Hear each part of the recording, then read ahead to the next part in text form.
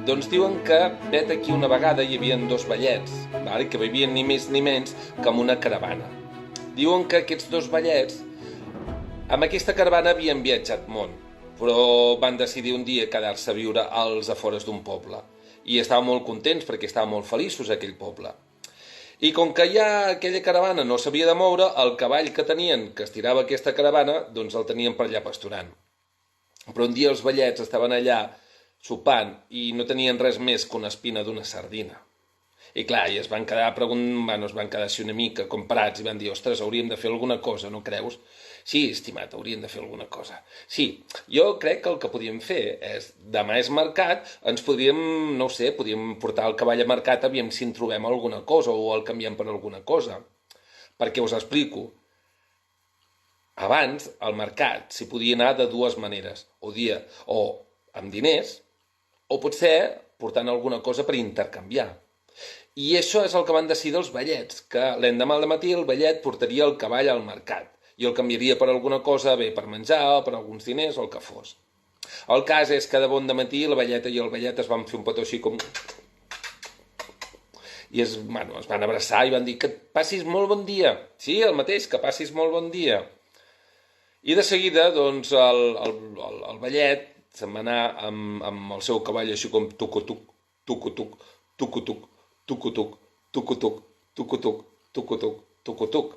I portava més o menys 5 o 10 minuts quan de cop i volta el vellet va veure amb un home que portava una vaca. Carai, una vaca. Ostres, les vaques, si les munyíem ens donen llet, podíem fer alguna cosa. Escolti'm, senyor, que em canviaria el meu cavall per la teva vaca, o sigui, per la seva vaca.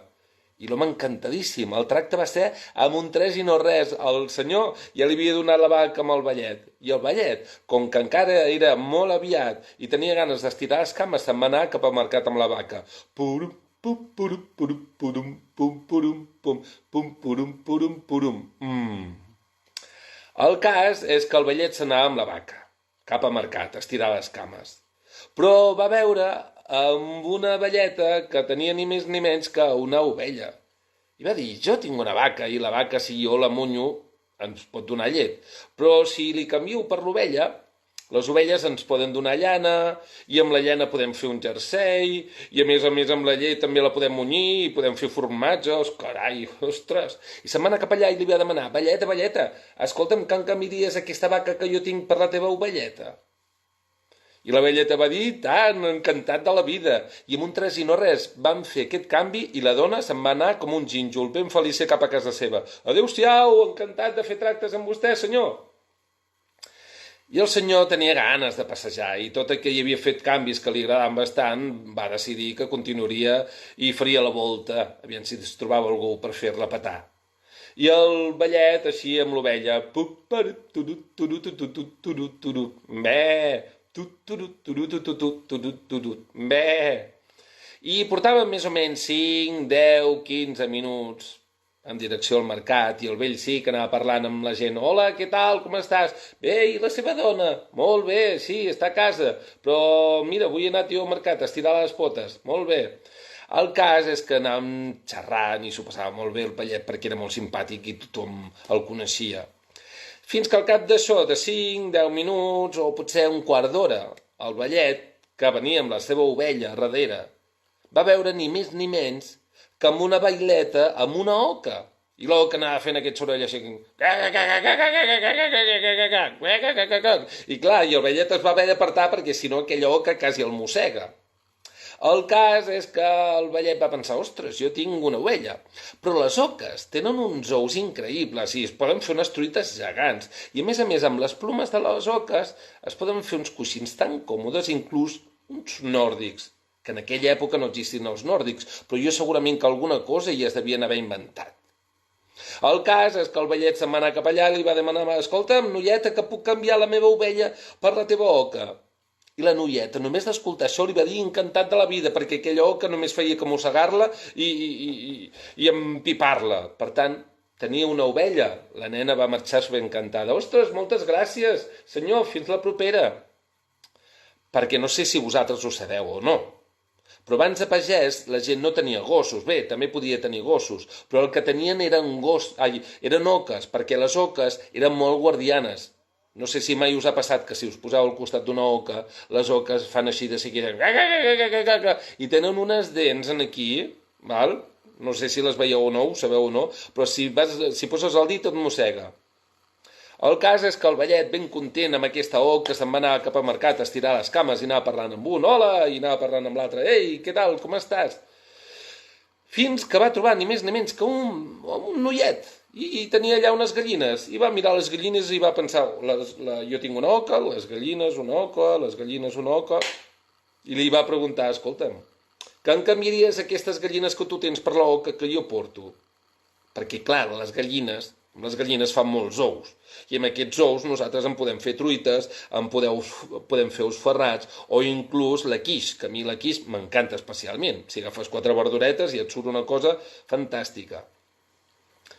I el noiet va dir, i tant, ostres, a casa estaran molt encantats de tenir un oca, ostres, ens farà molt servei, moltes gràcies, senyor. I el senyor estava molt content perquè tenia unes gallines. De fet, si ens en recordem, havia sortit a casa seva amb un cavall.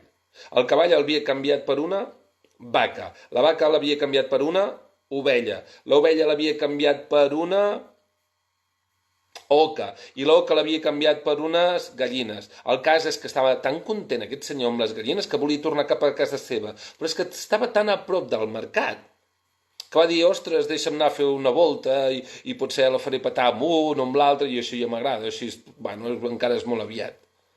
I diuen que s'hi va anar fent i va arribar al mercat, però abans d'arribar al mercat va trobar ni més ni menys que una velleta que tenia una bossa de pomes d'aquestes ben arrugades, que no són gens boniques i segurament si les veus no les compraries, però si les menges tenen un bon gust, tenen un gust tan bo que és increïble. I quan va veure el vellet aquest sac de pomes va saber que aquest és el canvi que ell volia fer. Perquè una cosa que és veritat, a ell li agradaven les pomes, però a qui li agradaven les pomes de veritat eren la seva dona. I ara no us ho he explicat, però abans, com he fet el passe, he explicat que aquesta és una història d'amor de veritat. No una història d'aquestes de passo que t'emboli, sinó una història de veritat. I veureu per què. Aquest senyor, aquest vellet, com va veure el sac de pomes, es va quedar ben content i va decidir, perquè ho tenia molt clar, que allò és el que havia de portar-li a la seva dona, perquè la seva dona estava enamorat de les pomes. Quan veia una poma es tornava boja, i sabia que amb això l'havia encertat. El cas és que el senyor li va canviar les gallines per les pomes i com que li quedava una estona de temps i ja havia arribat al mercat, va fer-la petar amb un i amb un altre d'aquests que tenen parades, amb aquests amics que ell tenia a les parades i que el coneixien molt. I sabeu què va fer? Mentre anava fent el vol, anava explicant el que havia fet, que havia sortit a casa seva amb un cavall, que el cavall l'havia canviat per una vaca, la vaca per una ovella, l'ovella per una oca i la oca per unes gallines i finalment havia fet el canvi per una bossa de pomes velles. I clar, ja la gent se'l mirava així com una mica estrany, en plan, què està fent aquest senyor?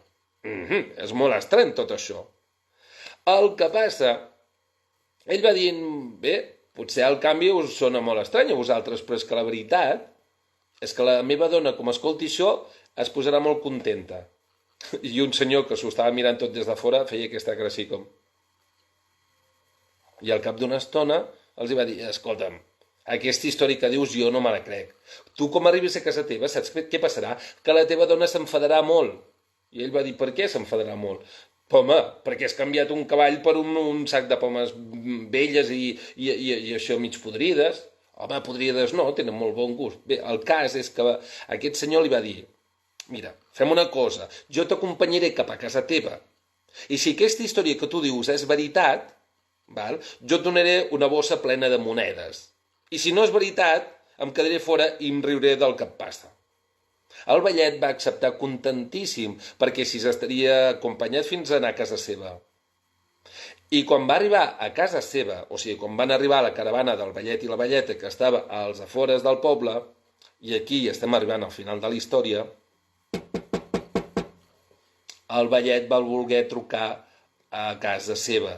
I allà, al cap d'una estona, va sortir la velleta. Ai, què fas? Com estàs? I ell li va dir, ai, ja he fet el canvi. I ell va dir, ui, carai, em pots explicar què has fet? I ell li va dir, ostres, i tant, mira, he sortit de casa i he canviat el cavall per una vaca. I la dona, ostres, la vaca, carai, m'agrada molt això, perquè les vaques, si les munyim, ens poden donar llet. I ell va dir, espera't, que encara no he acabat. Després vaig canviar la vaca per una ovella. Ostres, molt bé, les ovelles així, amb la llana podem fer jerseis i ens poden abrigar, ens agrada molt, i a més també podem fer reculls, molt bona pensada.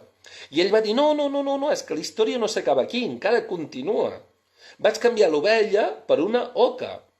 Oi, carai, això sí que és un bon canvi, perquè has canviat l'ovella per una oca i les oques fan aquells ous tan bons i després, a més, amb les plumes podem fer uns coixins així molt tous i dormirem ben calentons. I ell va dir, espera, que encara continua la història. Vaig canviar l'oca per unes gallines.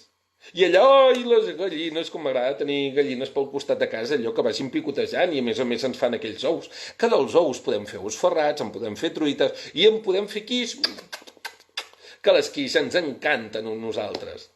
I va dir, i ara ve lo bo. Ara ve lo bo.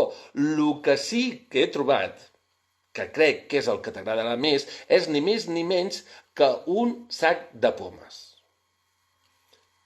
I la dona va fer una cara així, com.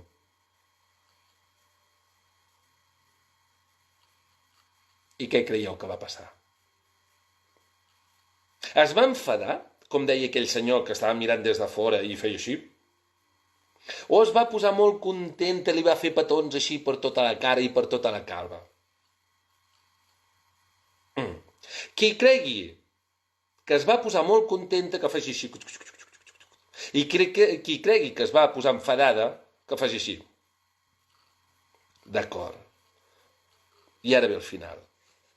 El cas és que la dona, quan va veure aquell sac de pomes velles i arrugades, que són aquelles pomes que queden al final de tot i que són les últimes que queden al sol i que queden tan vermelles i pigallades, es va posar tan contenta que va agafar el seu home, el va abraçar i li va fer petons per tota la cara, això com...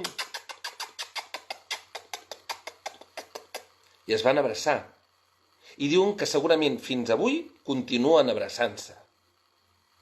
El que sí sabem segur és que aquell senyor que havia vist i escoltat aquella història i va veure que realment això era una història de veritat, va agafar aquella bossa plena de monedes i els hi va deixar ben bé al costat de la porta.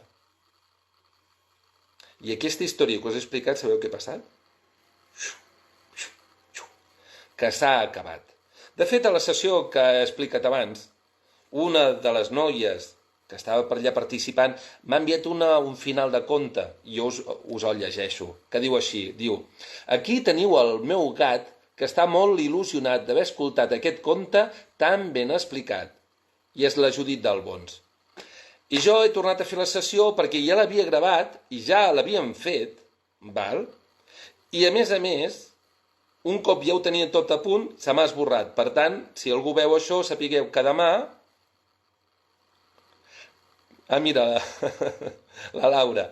Que demà, com cada nit, a 8:45, jo explico aquesta història. Val? Sempre faig una sessió de contes. I després, com que ara també estic gravant això, us diré, deixaré l'endevinalla penjada i així, si algú l'escolta, la podrà sentir. També a les històries deixo aquesta història gravada. I diu així, diu: amb el cordill em fas ballar, m'arribaré a marejar, i això és una endevinalla que deixo cada dia.